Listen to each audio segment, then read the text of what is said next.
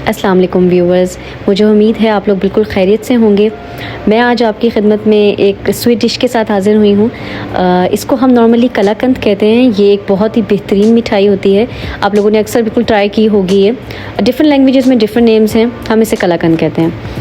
میرے دونوں بھائی میرے پیچھے لگے ہوئے تھے 2 دن سے کہ کلاکند بناؤ، دودھ کو پھاڑیں اور کلاکند بنائیں۔ میں آلریڈی پہلے بنا چکی ہوں، لیکن وہ کوانٹٹی کافی کم تھی، لیکن یہ کوانٹٹی کافی زیادہ ہے، تو میں نے پھر سٹارٹ کیا۔ 1 کلو میں نے اس میں دودھ لیا ہے سب سے پہلے، اور 1 لیمن کو میں نے اس میں سویز کیا ہے، اور اس کے بعد جیسے ہی میں نے ملک کو گرم کیا تو ساتھ ہی یہ پھٹ گیا تھا دودھ، اور اس میں سے مکھن بالکل الگ ہو گیا۔ میں نے مکھن الگ کر لیا ہے، اسٹرین کر لیا ہے اس کو۔ اس کے بعد پھر میرے پاس 2 کلو تقریباً 3 کلو کے قریب جو ہے وہ بولی کا دودھ موجود تھا۔ بولی کا دودھ آپ لوگوں کو شاید معلوم ہو کہ جب بفیلو برتھ دیتی ہے تو اس کے بعد جو پہلا ملک ہوتا ہے اسے بولی کا دودھ کہتے ہیں۔ یہ بہت اچھا اور بہت خالص ملک تھا، مطلب جیسے ہی میں نے اس کو گرم کیا ہے، یہ تقریباً 3 کلو اس کی کوانٹٹی ہے، اور اس میں 1 کلو میں نے پانی ایڈ کیا ہے۔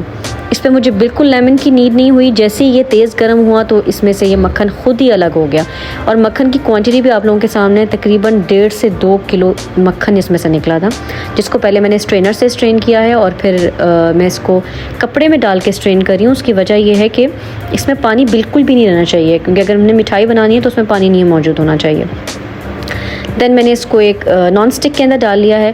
یہ جو دودھ میں اس میں ایڈ کر رہی ہوں یہ بھی تقریباً 1 کلو دودھ ہے، اور یہ 1 کلو دودھ میں نے بالکل سمپل جو پھٹا ہوا نہیں تھا، بالکل نارمل دودھ تھا، وہ میں نے اس میں ایڈ کیا۔ اس کے بعد میں نے اس کو تقریباً 20 سے 25 منٹ تک ہائی فلیم کے اوپر پکایا، تاکہ اس کا پانی خشک ہو جائے، اور اس میں جو پھٹکیاں سی بنی ہوئی ہیں یہ بالکل نرم اور بالکل اس کا حلوے والا ایک اسٹائل آ جائے۔ تو میں اسے مسلسل پکاتی رہی ہوں۔ فلیم میں نے آپ کو دکھا دیا۔ اس کے بعد میں نے 12 سے 13 دانے لیے ہیں چھوٹی الائچی کے، اور میں اس کو کھول کے بالکل کرش کر لیا ہے، اور پاؤڈر فارم میں اس کو کنورٹ کر لیا، پاؤڈر بنا لیا اس کا۔ یہ میں اس میں ایڈ کر دوں گی 25 منٹ اس ملک کو پکانے کے بعد۔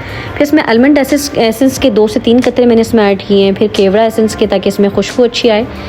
1 پاؤ میں نے اس میں پاؤڈر ملک ایڈ کیا ہے، نیڈو لیا ہے میں نے، آپ لوگ اپنی مرضی سے لے سکتے ہیں۔ 1 پاؤ چینی ایڈ کی ہے اس کے اندر، اور پھر اس کو اچھی طرح مکس کر لیا ہے۔ پھر آپ کو پتہ ہے کہ سویٹ ڈشز میں نٹس ہونے لازمی ہیں، تو اس کے اندر میں نے یہ کچھ بادام کاٹ لیے ہیں، اور اس کو کرش کر کے ایڈ کر لیا ہے۔ پھر اس کے بعد بھی میں اس کو لو فلیم پہ، اب میں نے ہائی فلیم نہیں کیا، آپ کے سامنے میں آپ کو فلیم دکھا رہی ہوں، لو فلیم کے اوپر میں نے اس کو تقریباً 14 منٹس پکایا۔ آپ نے بھی سیم اسی طرح کر لینا ہے۔